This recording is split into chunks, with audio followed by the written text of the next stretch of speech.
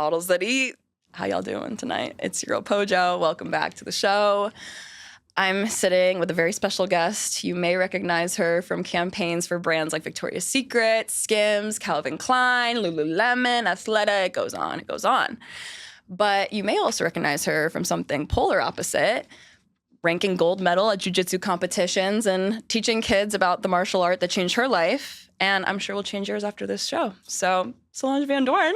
Hey. Welcome to Models That Eat. Thank you so much. That was such a lovely intro. Oh, of course. Hey, guys. What's up, Models That Eat? So happy to have you here. I'm so happy to be here. And we're here with your favorite bev, Avi. Hi. A little DC. Cheers. Cheers. It's not so an good. ad, but hey, Not she'll an take the ad. spons. But if you want to sponsor me, Diet Coke, just know I'm very loyal. Very loyal. And I've had your back since the beginning of time. Also, I think she's already a walking ad, so throw a bag in the mix, it wouldn't hurt. Please. So you have said to me in the past, Diet Coke is like a cigarette for you. Yeah, it's like a... Little Like I feel like when people are at work all day or they work a 9 to 5 and they just need a little moment, like that to me is what a Diet Coke is. Like I'm like, oh, my sweet treat, my little something to take the edge off. Like that's a Diet Coke for me. I love it. You definitely converted me to the can because I was under the assumption, obviously, that glass was the winner for Diet Coke, but no. I actually didn't know that they made glass Diet Cokes until like a few months ago, and that's when I was really rudely disappointed. Well, the bodega had it, and I was really surprised. They had all three, but they didn't have the regular size can, so we had to go tall. Too? No, not in the bottle. Okay. No, but that's a whole nother discussion. Coke Zero versus Diet Coke. Because Oh, when yeah, you go to wait, Europe, what's- they don't have Diet Coke. what even is the difference? I don't even. One is zero sugar, and whatever we use to make the Diet Coke diet probably isn't legal over there. But don't quote me on that. I'm America. not sure. Have you ever smoked cigs? Is this a replacement or what's the vibe? Okay, so no, it's not a replacement, but I had a short but aggressive smoking phase. But oddly enough, it was really early, like freshman year of high school, like sophomore year maybe. You were so cool back then. What the Not hell? even. I think I Was just grew it? up like my parents are very open, especially my dad. He's super European. So I don't think it was like ever really like smoking is bad. Like it was a very like glam like thing to do with a glass of wine or this or that.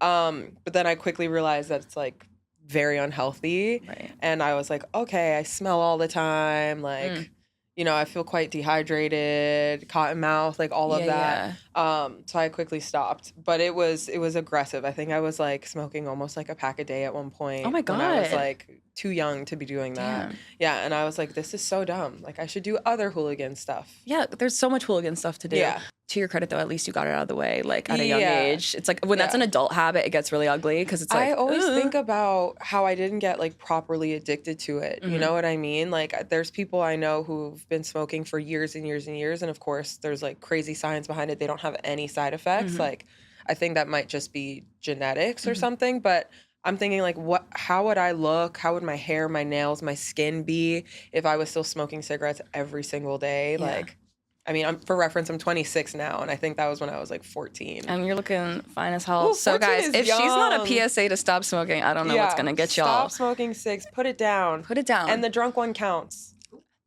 And I heard an audible oop from the girlies in the audience. So and And you the know drunk what? one That counts. one actually hit a little bit hard. Yeah. Have you ever smoked a cig for a shoot? Actually, no, but I have a lot of friends who have been asked to, or because I guess it's just very, and I think this might have been more prevalent when I just started modeling, which was like when I was 16. Back then, I think it was still kind of like cool to people, you know, and it's like for the vibes, the aesthetic. But no, I never was in the situation where I had to. But tons of friends who were like, should I do it or should I not? And it's like just a picture. Like, It's a yeah, picture. fuck. Tell me about your upbringing in New York. And Okay. all the things. Born and raised in the city, always lived uptown. I grew up in Washington Heights in Harlem, so back and forth between the two neighborhoods, 157th, 137th, always on the west side, so I'm a west side girly. West side. Yeah, the east side gives me the heebie-jeebies, no offense, maybe a little. None taken. But I always went to public school in the city. I grew up going to school by the Museum of Natural History, so I was also like an Upper West Side girly a little bit by association. And yeah, I just found growing up in the city very fruitful. Like I had so much fun. My mom was also born and raised New Yorker, also from Washington Heights. So that was always really cool. And it gets cooler the older I get to like really understand that. As I get older, I'm like, wow, I'm going to have my family here if I want to like continue the lineage, so to speak. But my dad, completely opposite story. He's from the Netherlands, a tiny town called Arnhout. And he came over here after university, I think, and met my mom a few months later, and that was it. But I had a really awesome childhood. You know, my parents did such an amazing job. I think when you raise a family in the city, you have to make sure that your kids know what the rest of the world is like. So we traveled a lot. We weren't here on the weekends. We were always like either in Sag Harbor, like I was learning how to sail, or we were in the Caribbean, like doing something crazy, taking a long sail trip there, or just hanging out on the beach. So I think they hit it right on the nose. Like it was perfect. No qualms about my childhood whatsoever. It was like really awesome. That is so cool. Yeah. Wait, also, you spend a lot of time in the Caribbean. Yeah, I do. Yeah, so do you go back and forth? I do. I go back and forth quite often. A lot less now, but growing up, we were always there. Like my parents had bought a property there when I was, I think, maybe a year old. And then from then on, we spent like 3 months at a time, 4 months at a time there. Like I would go with my grandma, who actually put my family onto the island. The island's a Dutch island, but interesting. It's half Dutch, half French. Oh. Yeah, so you can literally drive around the whole island without traffic, I think, in like an hour, maybe tops. But you like pass over into France and then pass back over into the Netherlands. It's really funny. That's so interesting. I mean, there's no difference. There's just a sign that you see like on the side of the road. It's like, welcome to France. It's like, okay. What's the island called? Saint Martin. Definitely like helped with kind of like this split life. Like I said, it's really, if you're going to raise your kids in the city, I think you have to take them out also, like quite a bit. Totally. Yeah, makes sense. What was your experience like in school? How many people were in your school, for one? Because I also went to public school, a big one. Okay. And then did you play sports growing up or anything? So I know you sail. That's really cool. That's a niche hobby. That's it's really cool. Random. And it's like, every time I start going on and on about it, like mostly like chewing a man's ear off I'm like, you should learn how to sail. Like, it's amazing. Like, blah, blah, blah. And they're like, okay, whatever. Like, the baddie is tweaking. The baddie is tweaking. Shut Put it on the a baddie shirt. up. Shut the baddie up now. Like, please ask her. I want her to stop talking. I'm going to give you a PowerPoint presentation on why you need to become a sailor yesterday. I'm like, so this is why you need this skill. I'm like, oh my God.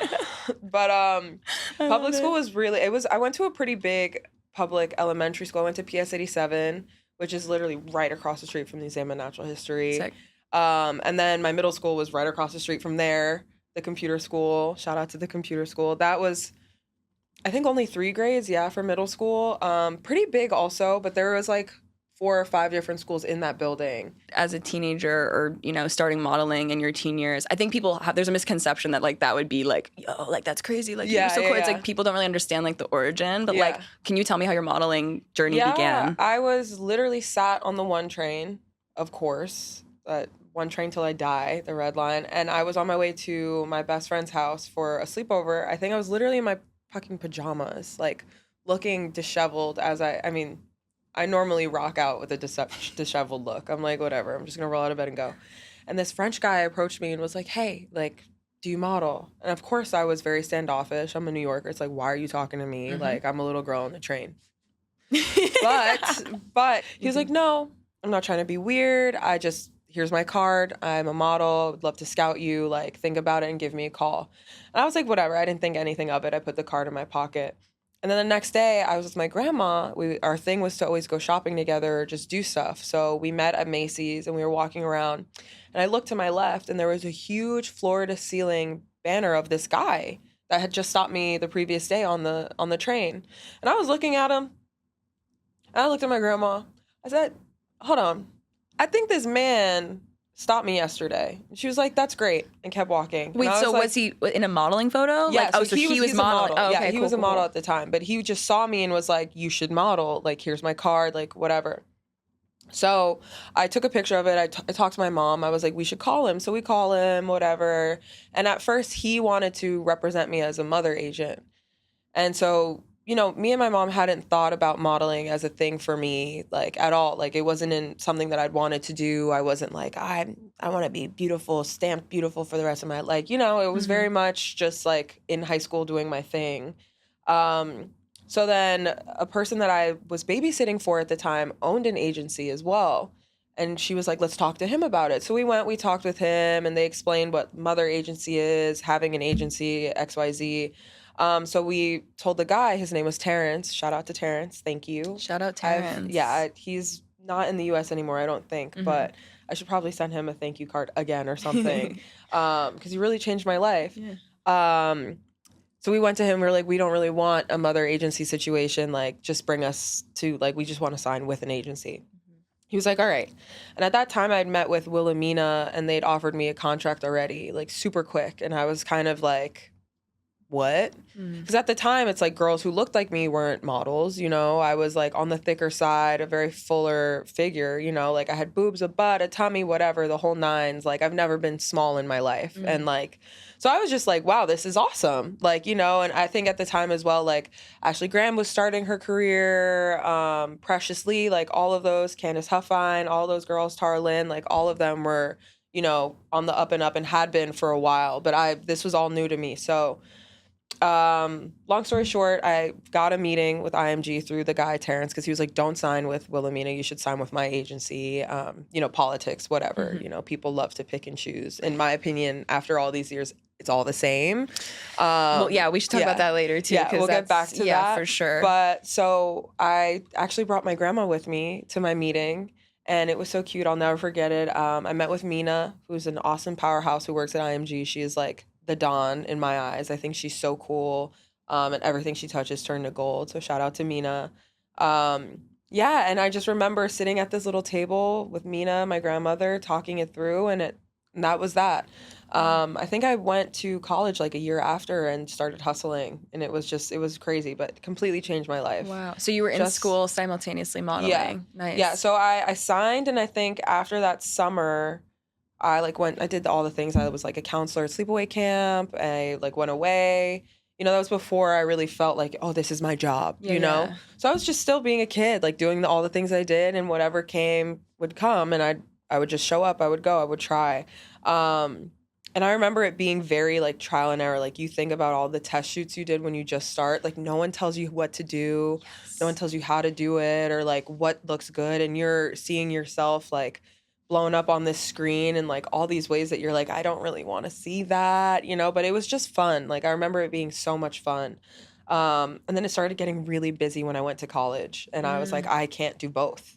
You know, it was like, okay, be in a class on Monday, but be in Sweden on a Tuesday. It's like, how do I make this work? Right. So I did it for as long as I could, but by my junior year, I was like, I'm tapping out. That's wild, though. Yeah. What a transition. Like, okay, so tell me about that time. Like, was it difficult, like, assimilating to, like, the model lifestyle? Because at that point, you're, like, full-blown running around, flying job to job. Yeah, like... I think that was before I had booked any of, like, my big campaigns or big brand names. But I was still, like, very, very busy, you know? Like, I remember, I think maybe it was my freshman year, I remember being in the week, twice a week, every Tuesday and Thursday, I was shooting with J. Crew, and I was commuting back and forth from Pennsylvania, where I was going to university, into the city. Where'd you go to school? I went to East Stroudsburg University. Oh, cool. My mom, I didn't want to go to school. I wanted to just start working immediately. And my mom was like, you need to go to college. You need to figure out, like, what that whole school system feels like, looks like. It's an experience, you know? And thank God she told me to, because going somewhere so rural was, like, also, so shocking to me, you know? I traveled a lot as a kid. Like I said, growing up in the city, I've seen a lot of things. But the rest of America was not something that I'd seen or I was, like, savvy on, you know? So it was, like, the first time I was, like, meeting, like, rednecks or, like, racist people. I'm not saying that that's how all of the rest of America is, so don't try to fucking cancel me, you guys. But valid. Like, you're going somewhere completely different. I think in New York, there is, like, a less of a tolerance for any of that societal, like, weirdness. And then you go in somewhere isolated and you're like, oh, I'm in a field. Yeah, And I'm, like I'm crashing out in a field with a bunch of people I don't relate to at all. Yeah, I just didn't know, you know? Like, we grow up in such a liberal... I didn't even know this was, like, a liberal space. Like, this is just what you know, right? Like, New York City is my hometown, which is very random for most people outside of the city, you know? Clearly, all my friends growing up are also born and raised New Yorkers, but everyone else is like, really? You're from the city? Oh, city girl. I'm like, what does that fucking mean? Do you feel like it's a privilege looking back? I definitely think it's a huge gift, right? I also think it's slightly a curse in a few ways, but I wouldn't have it any other way. I think, like, when I started modeling, it was very easy for me to travel and do all the things, not mostly, like, I can't pin it to New York only. I think my parents did a really good job. Like, again, I saw the world. I was always, like, places that I had to just, like, you know, shift my energy and, like, just lock into whatever cadence that they were on. But I think being from New York is very, like, I don't really take bullshit from people. I'm very good at reading a room. And it just granted me this kind of, like, maturity that I think most kids who grow up in the city have. You know, you're taking the train, the bus by the time you're 11 by yourself, or at least back then. I don't know if kids really do that now. I haven't seen like a little kid on the train by themselves in a while. So, which is kind of great. It's gotten crazy. But yeah, I think it's just like, it really makes you like ready for business, if that makes sense. It's like you're timely, you know how to deal with people. And I think a lot of the models my age at the time were kind of like lost puppies, right? Because girls get signed from everywhere, right? Like just Kansas, somewhere random, you know, like no Kansas shame, or like somewhere randomly in Ohio, like boom, now you're in a big city. You don't know what the hell's going on. Oh, you're flying to Paris. Good luck. You know what I mean? Yeah, you have no cultural awareness of what you're jumping into too. And also the modeling industry layer adds a completely different thing. Like no New Yorker besides models is going to experience the crazy lore that is the modeling industry in New York too. So, and then Paris is different from New York. So I just think like everything that went on in my early stages of life really helped me be very comfortable in that new chapter when it started. And I was like, okay, thank God. And even like going and living in PA for 3 years back and forth, you know, I was like, oh, that was also a learning experience, because then it made me really thankful for being like a city kid. You know, not that I didn't have fun. Like, there are obviously like tailgates. That was like something insane to experience. I was like, hell yeah, boys. Like, let's go, you know?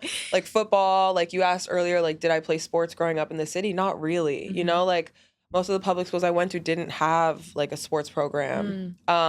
I was a dancer for a long time. Like that was my extracurricular activity. I went to Alvin Ailey every day after school. That's and wait, let's pause for a second. That's like a really big deal to be going to Alvin Ailey. You can't just like slip in Alvin Ailey and be like, yeah, I was going to Alvin Ailey. Like I had friends that were trying to go to Alvin Ailey for years from New Jersey. You tell me about Alvin Ailey. It was, how old were you? How long was that? I started when I was 3. They're a very professional school. And even before that, I'd done like every summer, a summer intensive there.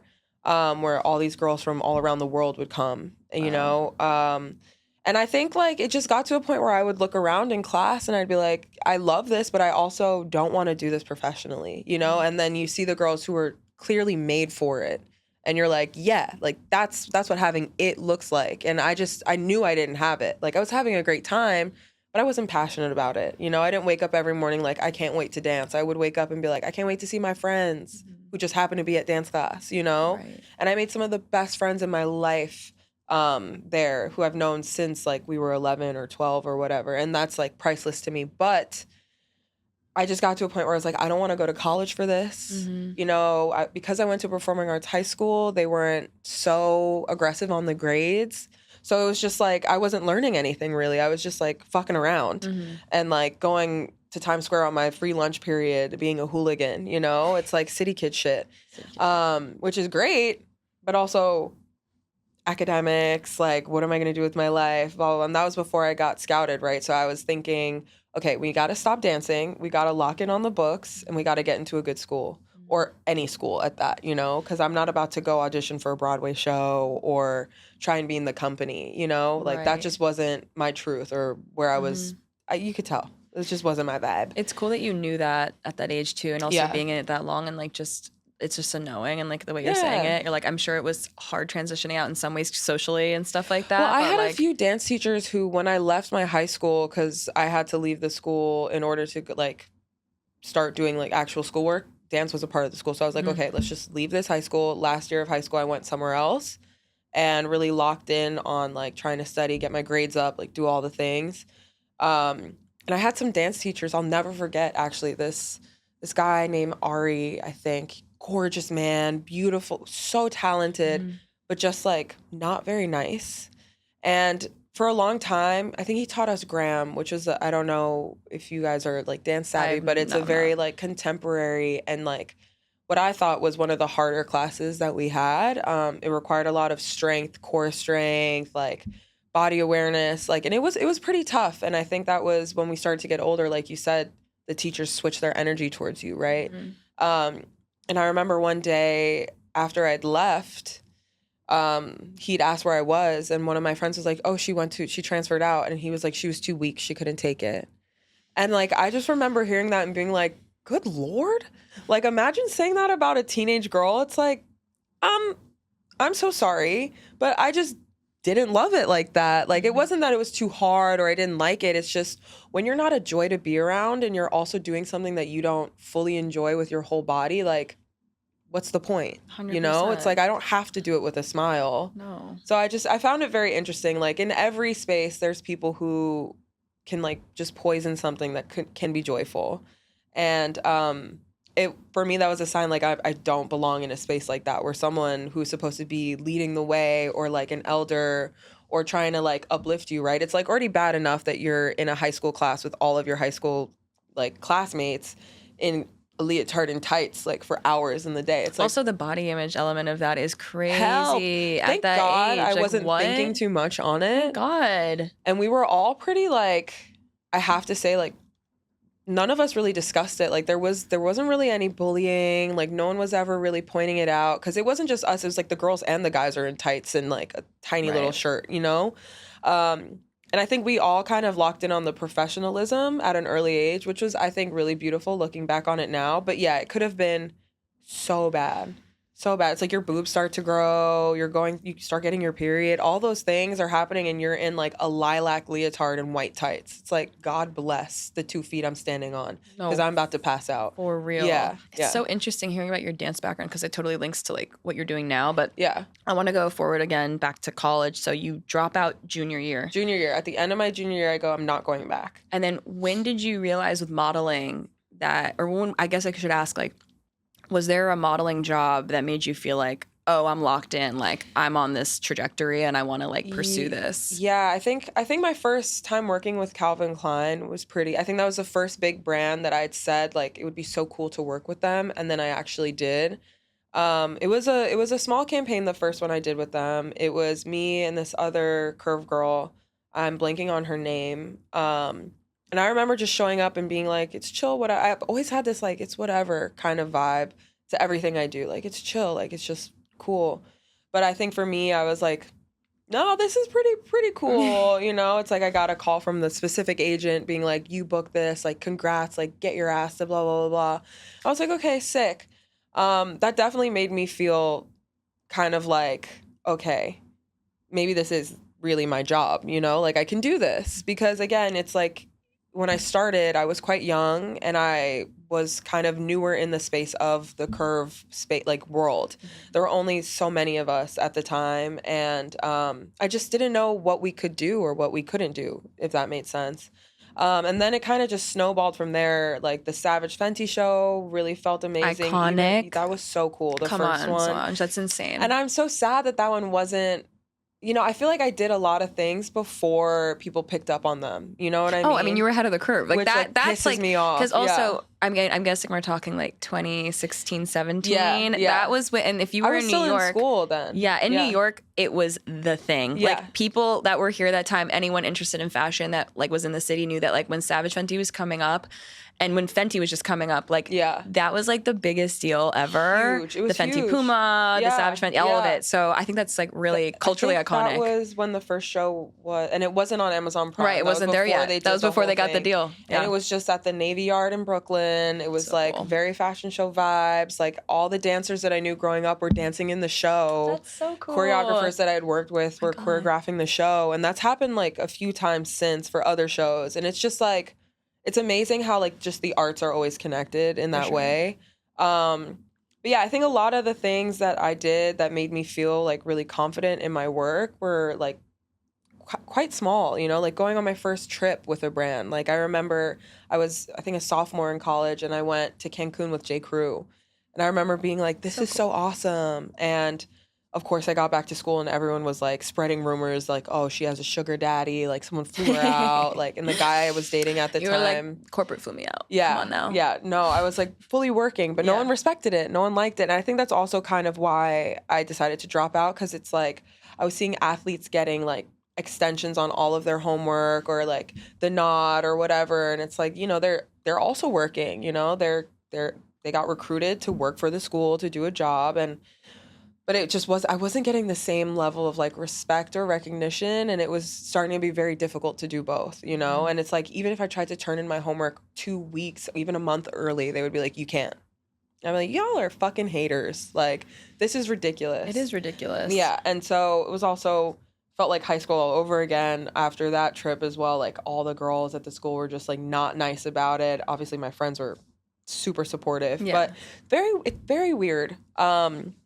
But yeah, I think, and then obviously Victoria's Secret is like, it was a huge catalyst for me, something I didn't know I could do. I think I was one of maybe like the 2 first curve girls. I don't know who came first, but we were out there to do the campaign, and that was also really life-changing. I got to work with them for a long time, and I think that's when people started like respecting me, which is sad to say, you know? So it's like the brand, not really me.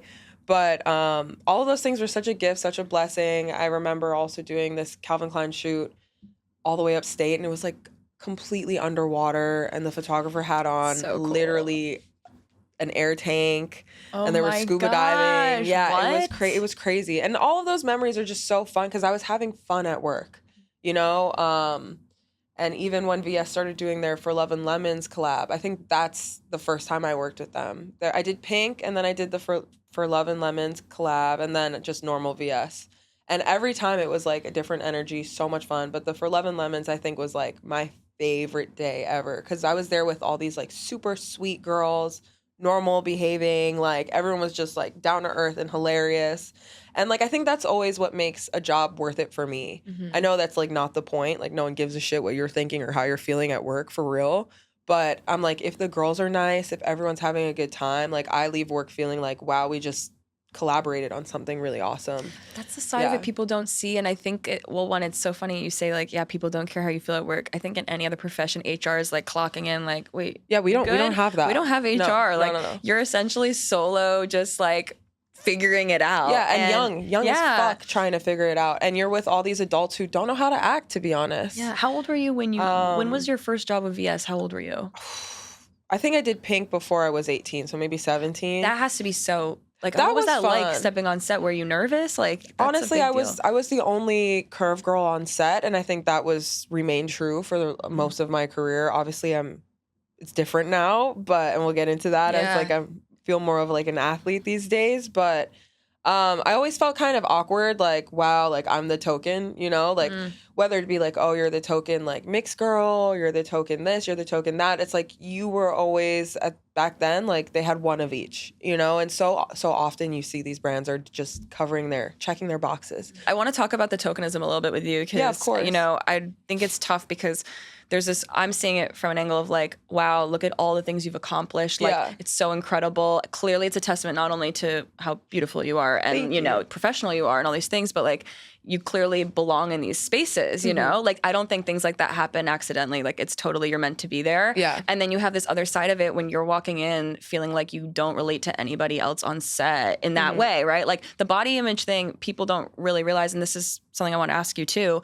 you know, you're in a very specific situation, and a lot of people outside the industry don't know this, but like there's this assumption in the industry that like if you're not a size 0 to like the smallest of the small, you're then bucketed as curve, and then once you're curved, like you're good. You're not getting body image pressure. You're not getting like, you know, you're typecasted in that way, but you're not like dealing with all these other like issues that maybe straight size models are dealing with. But people don't understand like there are so many other hoops you're jumping through to be in that. Like, could you speak a little bit to your experience once you started modeling? Like, how did you even navigate that? Because I feel like you're walking in blind. Like you said, you walked in at a time where like the industry was changing. It was very like new and fresh still, and I think it took.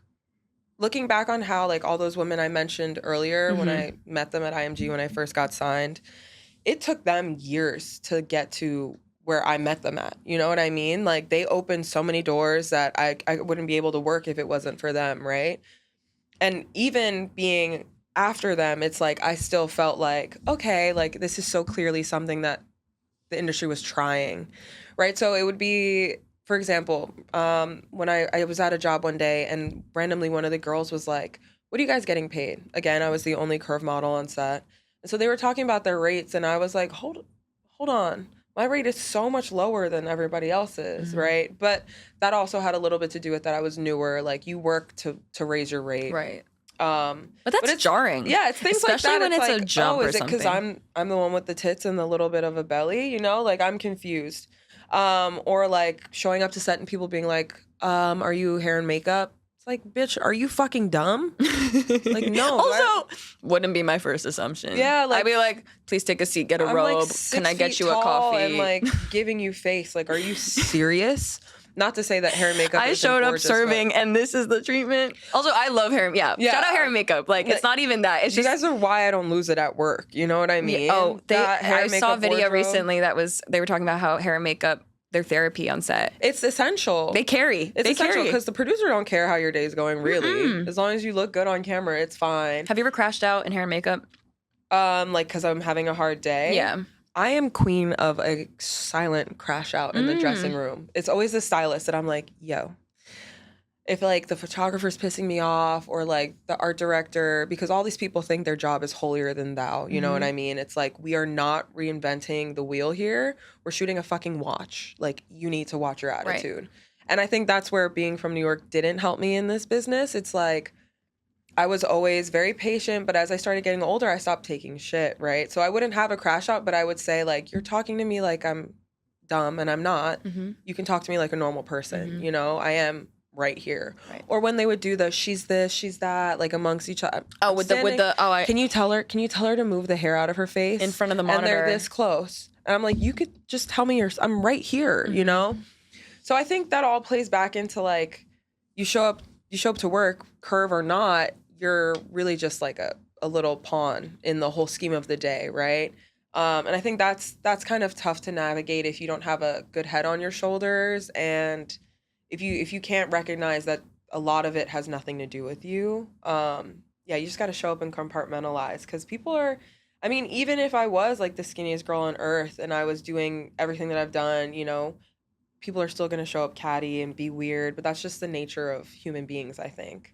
100%. And when you put a big group of girls in a room who are all told that they're beautiful and perfect and get paid to be so, it's like, that's a whole other level. Oh, it's like, so what do we talk about today? Yeah. I think that's interesting, because one of the reasons I love you is you have like one of the most amazing personalities. Like, you are so sweet, bubbly, authentic, Thank like you. Funny, like as fuck. I'm not trying. I know, and it's amazing. Do you know when people have to try to be likable?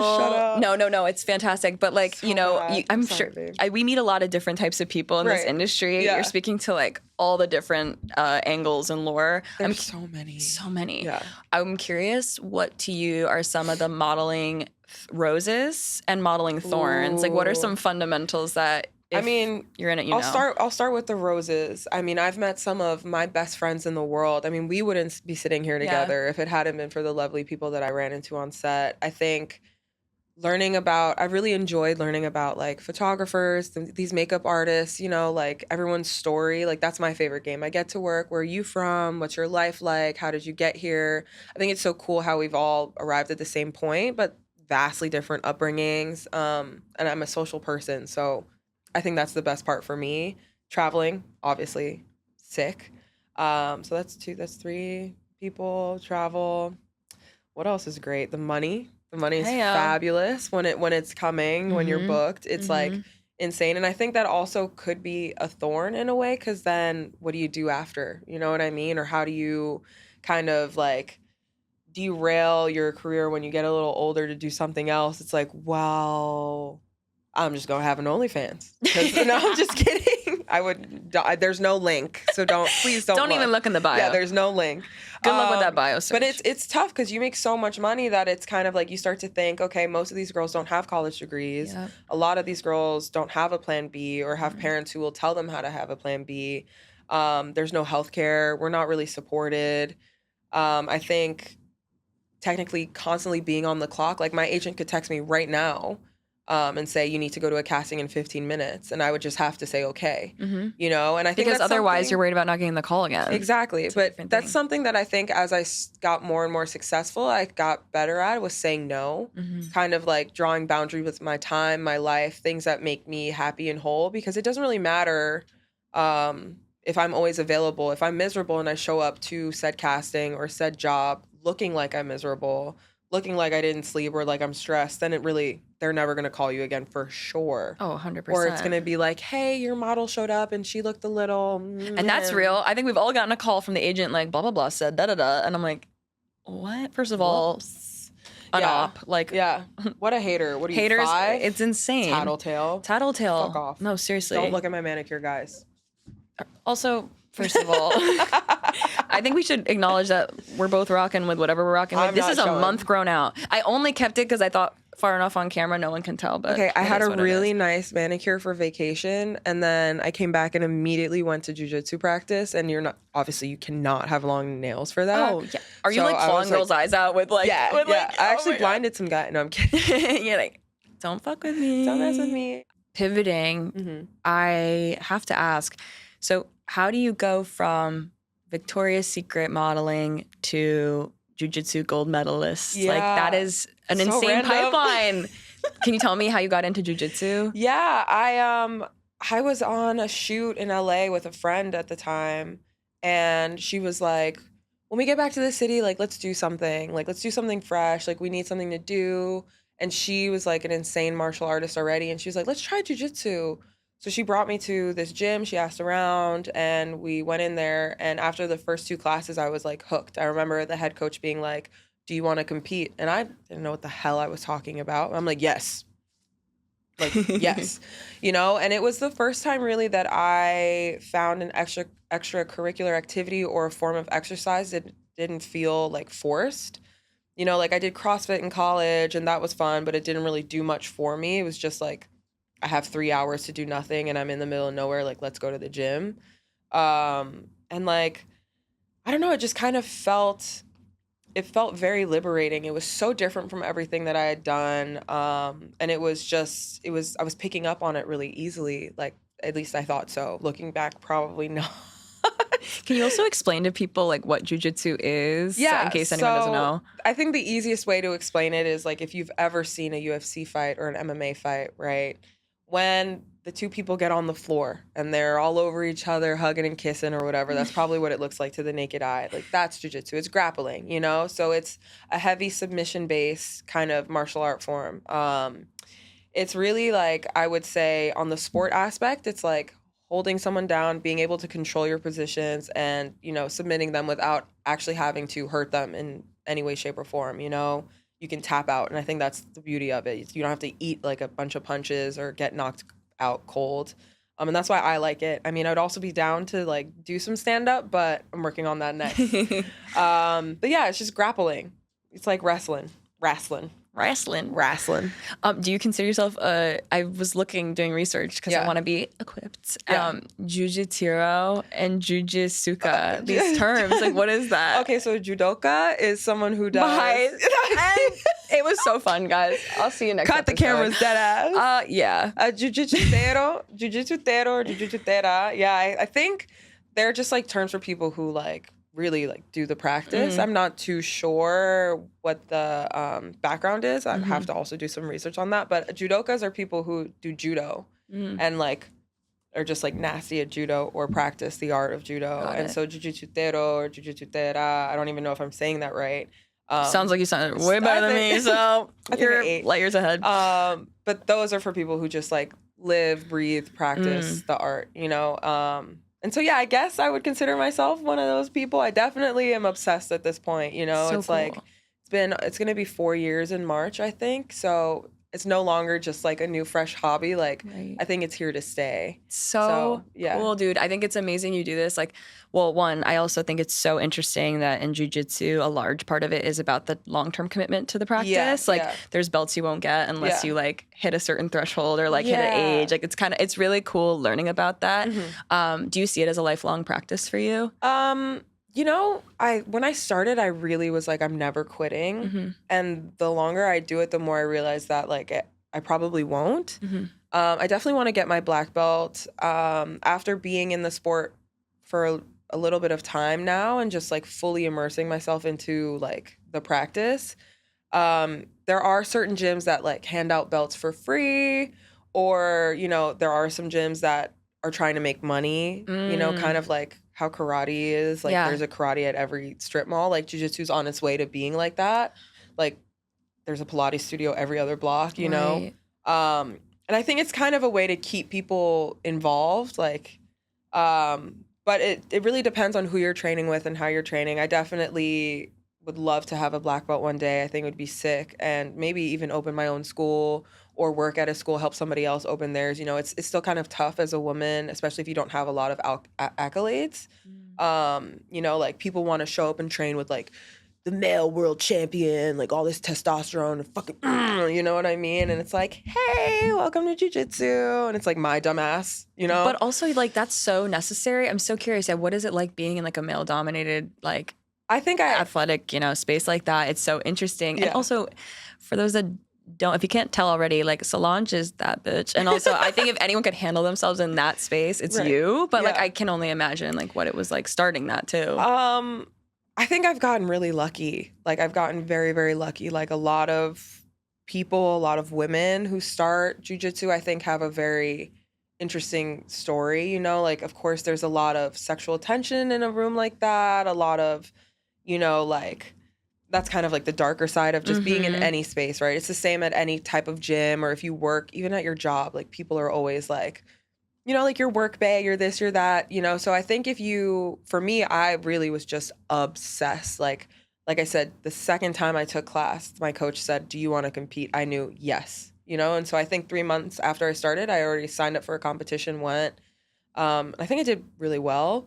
But for me, I've never really felt like, oh, this is a male-dominated space. Oh, this is a female-dominated space. Like, I was just there. And not only did I start to kind of pick up on it as time went on, it's like people had to point it out, you know? Like, people asking questions like, oh, what's it like being in a room full of, like, 50 men rolling all over the floor? It's sweaty. They're all, like, trying to fuck each other up, and it's just there. It's like, there are other girls there doing the same thing as me, you know? Like, sweethearts, you know? Girls, like, bigger than me, tinier than me, for sure. And everyone just, like, has a good time. I also think that the gym that I went to had a really good group of people. And I think that's really important when you're practicing a sport, and a dangerous sport, and a contact sport. You know, you need people around you who are going to say like, hey, this is how things go around here. This is how we run things. We do things with integrity. Like, and so, yeah, I think for the most part, I got really, really lucky. I have boyish energy myself, and not in like a pick me way. It's like, I can't, like, the boy in me won't die, you know? And if you know me in real life, like, you know, that's a fact. My friend was just making fun of me for how I talk on TikTok videos. She was like, Solange was like, what's up, boys? Like, what's up, guys? Like, bro, like, and I'm like, do I sound like that? Fuck, you know? Like, well, it's funny because you're like, I think of you as like the yin-yang, like the perfect balance. Like you're so beautiful, feminine, like the feminine in you is very clear. And at the same time, like you really are strong. And like, not that strength is not feminine. It's just more like you clearly have like a dominant side too. And it allows you to be so successful in that. And like in so many areas of life, it's really interesting and cool. Like, yeah, it was definitely missing for me in my life. I think having this space where I could just be like bro-y or like masculine, because I do enjoy being masculine in many, many ways. And I don't mean that in like, oh, like I you know, I want to like pay for every dinner, or like I only want to dress like a little boy. It's like, no, like you said, I'm very, very feminine. Like I'm just a girl. I'm just a girl. But I do enjoy like, you know, getting dirty, like really working hard. I don't know. There's something that just clicks in my brain after like grinding. It just feels good to me. You know, my mom always jokes about how I'm her firstborn son. And it really makes me happy. Aww. I'm like, thanks. Sorry you had a girl, but it's cool. That's so sweet. The Gemini in me, I definitely resonate with that. Like playing into both is it's a cool privilege, and it's fun. Like it's great that you have two spaces that accept you for both sides of yourself. You know, it's definitely tough because they clash pretty harshly. I have to ask, like, what was the industry reaction when you started getting into jiu-jitsu? I think, well, first when I started training, I lost not even a lot of weight. Like I lost whatever fat I had left, right? Like I had already gone through a really bad breakup, like 2 years maybe prior to that, and that just from like pure sadness, I lost a couple of pounds. And no one said anything about that. But then when I started training, I remember actually the girl that I had started training with started saying comments like, wow, you look really skinny. And are you eating? Like, da-da-da-da. And we're actually not friends anymore, which really breaks my heart because she completely changed my life with this introduction. And I always and still do think the world of her. But and then she even went as far as to tell my agents, like, I think she's sick, like, blah, blah, blah, blah, blah, because we were at the same agency. And it was just a really, and then that kind of snowballed, a lot of people being like, what's going on, blah, blah, blah. But at the beginning, after I got over that little hump, a lot of brands were like really into it, you know, like Athleta really like rode for me. They were like, you are an athlete. This is sick. This is amazing. And they were kind of maybe still to this day, the only brand that really recognized that in me and really liked the whole like rawness of it all. They flew me out, and you were asking earlier about my favorite shoot. It was definitely that one. They flew me out to Hawaii, and I think the entire cast was me, this world champion black belt Kendall Roosting, who I hope I said your last name right, babe. Love you. Who I've been a fan of since I knew, like, found out what jiu-jitsu was. So I got to work with her. There was an Olympic triathlete and then a professional surfer. And it was just all these athletes and amazing women, for starters, around me. And we were in Hawaii just like lifting weights in front of a waterfall, like being like badass. And I was like, this is fucking sick, you know? I've never felt more aligned at work. The rest of the industry, obviously, like, my body kept changing, right? It's been 4 years now, so I'm a little stronger. I'm a lot less curvy, more, you know, fit. And I thought, okay, cool, like, I'll just do more fitness stuff. But even at the way that I am now, it's still too much for people. And I think we were talking about this a little bit before we sat down in the studio. What a daunting thing to experience, you know? Like, I've never fit in. I've never been like the status quo as far as models go. Like, I remember even in high school when I told people I got signed, they're like, oh, but just your face, right? You just model with your face, like, not your body. Who do I have to fight? Drop the Adney. That's crazy thing to say. I'll fight him myself. No. And actually, meet me at the spot. And make him pay for it. Yeah. But it's like, I've never been the standard model, right? So I've never had to really worry about fitting in anywhere, because it was always just, my agents were always saying, you're going to work with whoever wants to work with you, and that's what we're going to do. It was never like, you should be this size, you should do that, until I started getting really fit. And more recently, it's been like very apparent. I don't know if it's so much so that this like skinny culture is coming back, this heroin chic vibe is coming back, but like the main concern that a lot of the brands and agencies or people I work with who are on my team have been telling me is my arms. Like, you're too strong, you're too buff. Like, for e-com, that's not going to work. And on one hand, it's like, that makes perfect sense, right? Like we said earlier, it's a running cycle. It's a full puzzle. If the clothes doesn't look good, then there's no point, right?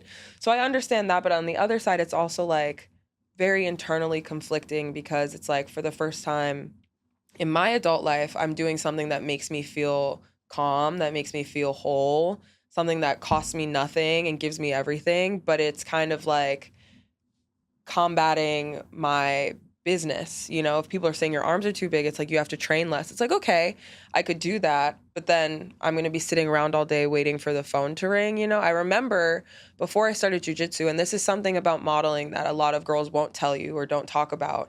We sit around all day doing fucking nothing. Waiting. Zero. Nothing. Nothing. And you're told to do nothing, essentially. You have to be on the clock 24/7. It doesn't matter if it's 5 a.m. or 2 o'clock in the afternoon. If you're not ready and like waiting for your phone to ring, pretty much, that was it. There were days where I was just sitting at home refreshing my email, waiting for my agent to say something, you know? And I think if you're starting out in the modeling world, or if you want to, like, get a hobby, I'm begging you, like, do something, like, find something to occupy your time with, especially if you're like smart and like to be stimulated, you know? Like, you need something. Because there was years in my career early on where I had nothing to do, and I was so depressed, because it was like, if I'm not at work, I have no value, and I'm just sitting here. So I finally found something that made me feel like I valued myself, which was like something that modeling really doesn't give you at all. And now it's like a problem, right? It's like a catch-22. So what I'm kind of, by the time this comes out, maybe I'll have made a choice by then, but I'm kind of trying to decide whether or not I want to cut back on the training, which, saying out loud, just seems fucking ridiculous, to be honest, or, you know, like lean in. And it's like the first time in my career where I've had to worry about my body image. And okay, like if I don't change something soon, like I'm not going to get booked anymore. Or, you know, like, okay, cool, this is the healthiest, the strongest you've ever been. Like I feel like I could fucking walk through a wall head first and I would be fine. But that's not what they want, right? And it goes all the way back to like, there's an image that they're selling, it's a business, and you have to be able to recognize that, be okay with it, but also still be able to do what you want to do. So it's tough. I feel like all it takes is one brand to see what I'm doing and think that it's cool and believe in what I believe in, and that'll be that. But until that happens, most people are kind of shocked, you know, because again, a lot of brands are used to me being a curvy girl, you know, and then all of a sudden I show up on set with these shoulders and these arms, and like I look like, again, I could walk through a house, no problem, like, and not through the front door. And they're like, whoa, like what happened to Solange, you know? But on the flip side of that, it's people like you or photographers that I've worked with or other models who are like, what you're doing is so cool. It's so sick. And I'm like, what? You know, I'm always taken back. Like a photographer that I work with at VS, amazing man. Always have great experiences with him. He's so sweet. I ran into him on the street and he was like, and it really touched me because it was the first time that somebody in the space recognized what I was doing and thought it was like really awesome. And that wasn't my friends. And he was like, I respect the shit out of you for what you're doing. Like, I know, you know, you probably, it's like making work harder, but like, just fuck it. Like all these other girls, they have nothing going for them. They're not doing anything, you know, like all of us are going to retire eventually, right? It's a young girl's game. And it's like, are you going to retire with something you love to do? Or are you going to be like lost in the sauce, you know? And he was like, just keep going, keep grinding. And like, it is still scary every day. Like, I feel like every class that I take is a step back from modeling. And it's like this weird cycle. It's like, okay, if I don't train, I'm miserable. I have a really bad attitude for the day.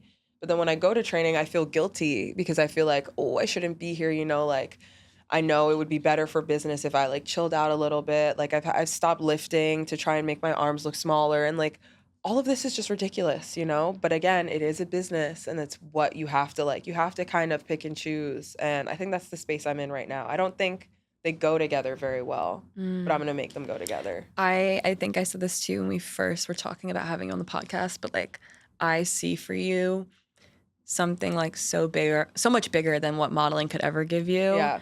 And I see you building it. And I think that photographer sees you building it. Those models see you building it. The people that see you building it. Like, I don't think you can stop because you have the opportunity to build a platform and help women essentially reinterpret what media has told them over decades, which is like shrink. Yeah. Like I'm curious what your thoughts are on just in general, this like diet culture that has perpetuated this idea that like women can't get stronger. Like I don't understand.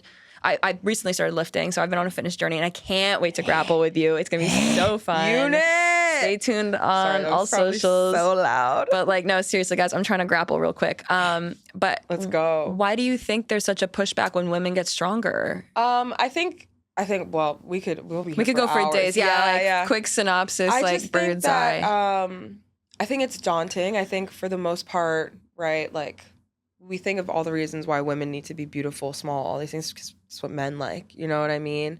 And I'm not saying that as like, that's a huge generalization, right? Because there's men who love that I'm big. They love that I'm strong. They're like, that's fucking dope. Like, she could knock me out. Like, yes. Like, you know what I mean? But to each their own. But I really don't know. I think, you know, it wasn't even my goal to get this big, just genetically, like, that's what was underneath all of my little baby fat. And I was like, holy shit, like I was built for something, you know?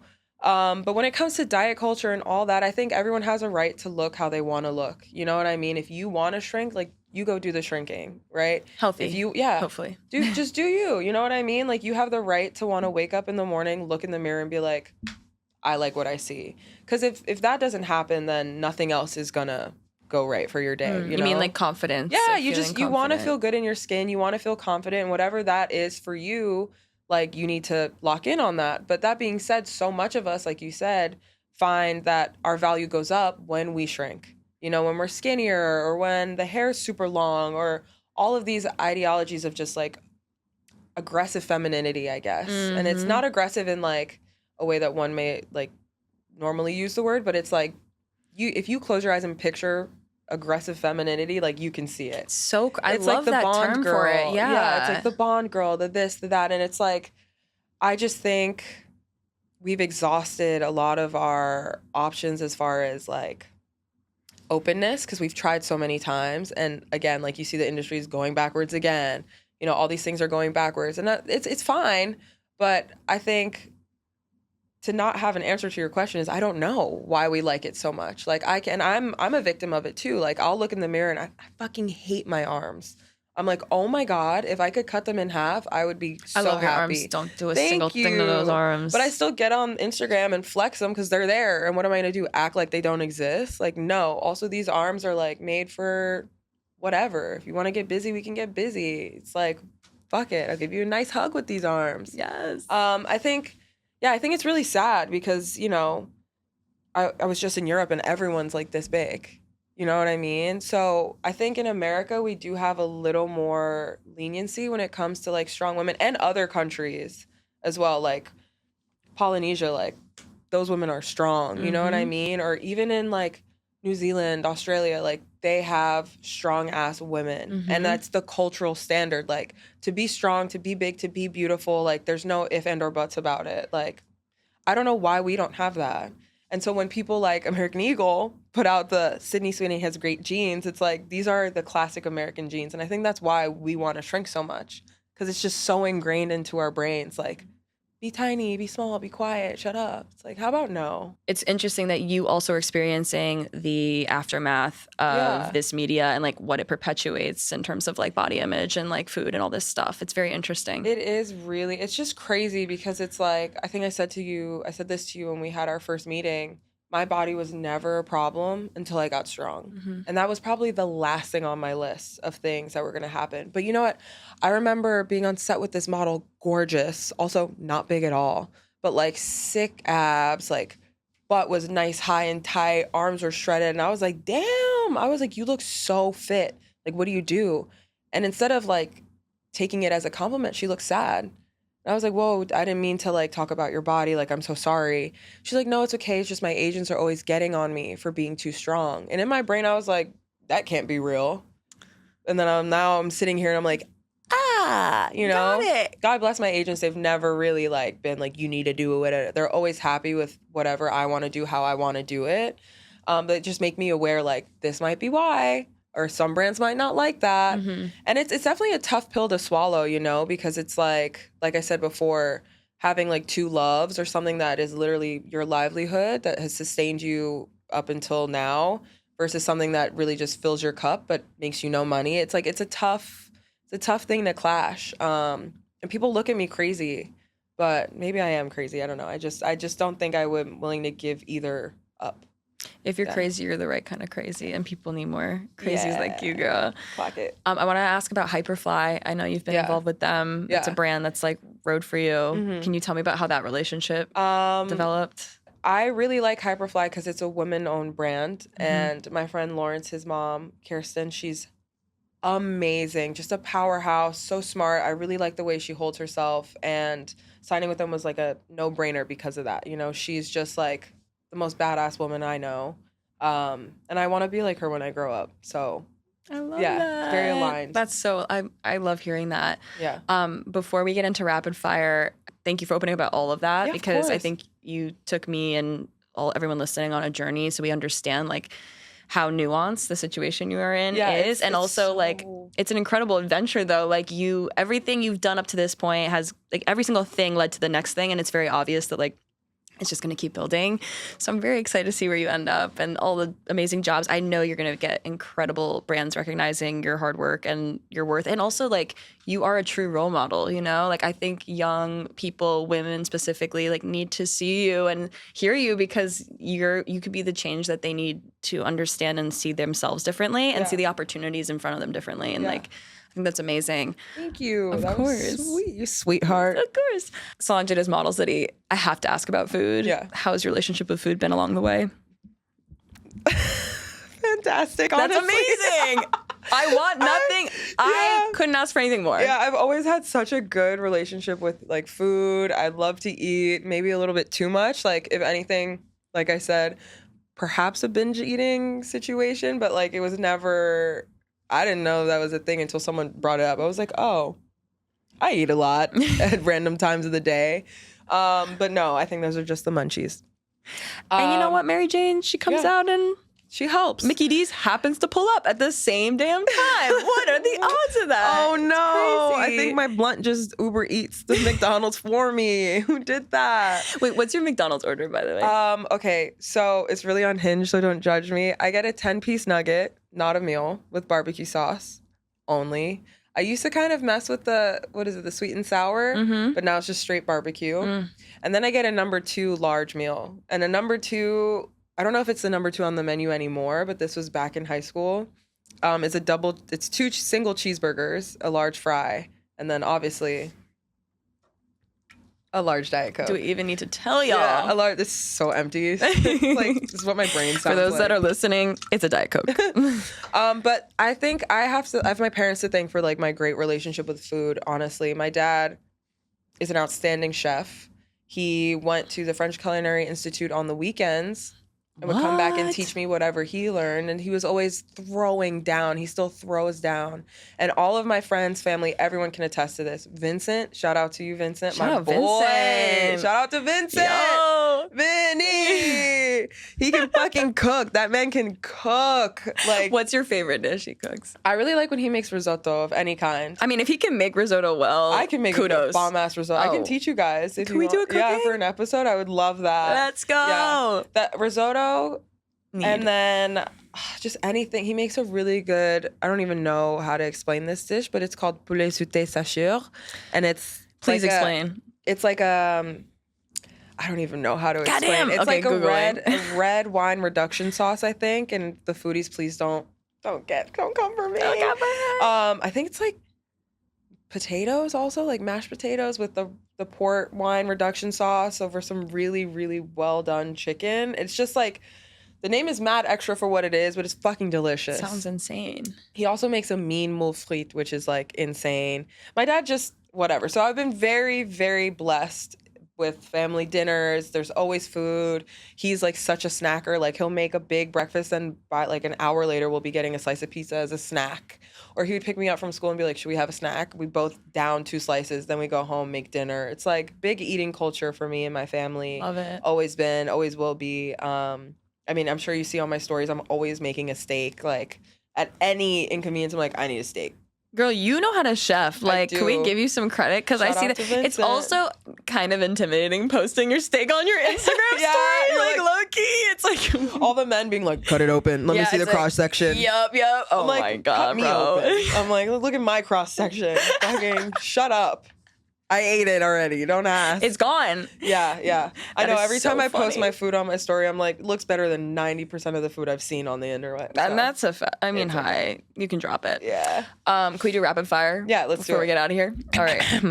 All right. So, best bite in New York City. Oh shit, Ippudo.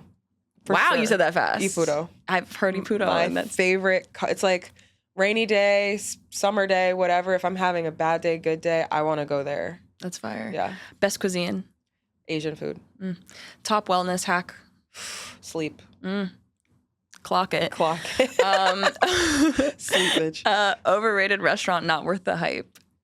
Cipriani's. Thank you. Proper answer. Sorry. Overrated fashion trend not worth the hype. Oh my God. Labubu. No, that doesn't count. We've Doesn't been count. on this though. No, okay. It counts. Yeah, It clock does it. Them clock. demonic ass labubos. I'm looking around the room to make sure there's no Lububus in sight. Honestly, None. my ex looks like a labubu. Anyways, moving on. I'm trying to think. That's a good one. I have been so out of touch on the fashion trends. I can give you one if you want. Yeah, what do you think? The mini skirt, that weird I was little gonna belt say, skirt. yeah, the belt skirt is really Because bad. we're like taller girls, and Well, I'm like, I can't My fit pussy's out. No, coochie out, like, is it not out? And then I think it's like, and No I link in have a- coochie out, no link in bio, like what? and I have a pretty small coochie. It's still out. You know what I mean? Like, what about the Speak girls on with it. lengthy, like what are we fucking doing? Doing here? Yeah, I think like all the mini everything like has to go, or they need to make sure they can size it properly. Because like, okay, it's a mini skirt, but make a mini skirt for a big bitch. I said it once to say it again. Clock it. Clock I think it's also perpetuating all the body image issues that we all have. But anywho, best coffee in New York. Ooh, my apartment. I'm coming over. Yeah. What's your ideal day in the life look like? Okay, we're waking up. The alarm hasn't gone off yet. One eye open. Sick. Wake up before the alarm, shower, walk my dog, make myself a coffee. Either before the walk or after, doesn't really matter. But if I don't do it before, I'll probably buy one out, which is stupid. Then I immediately go hit the gym, the training gym. Probably I'll be there from 11 to 1:30, which is the ideal day. I'll do a double class. Go home, nap, wake up, eat a burrito, maybe nap again.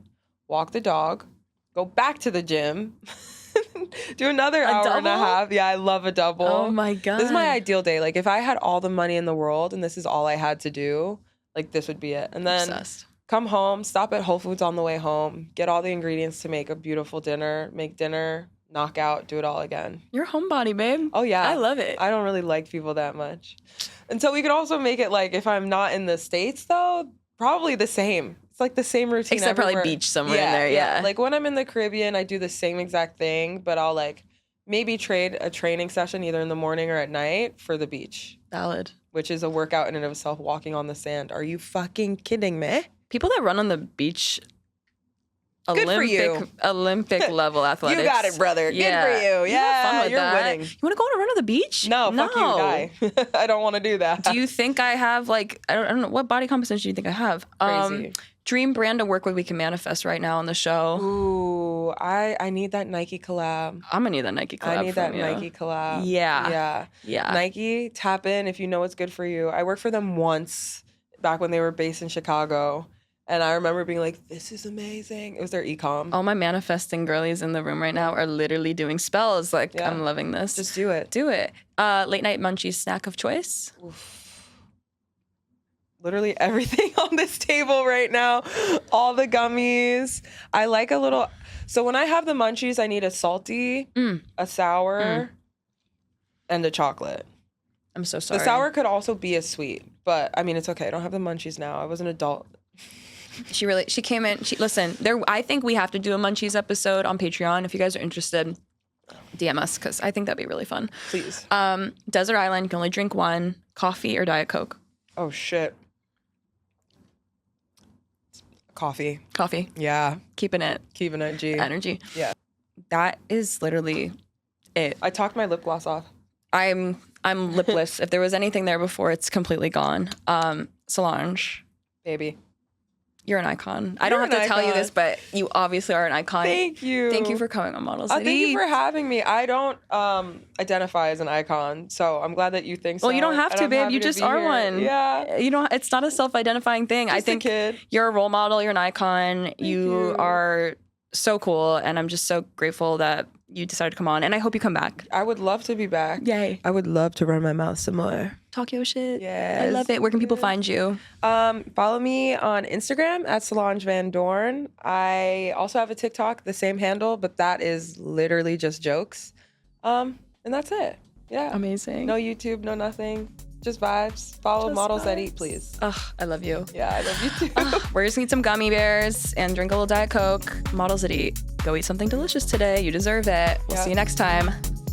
Ow. Bye.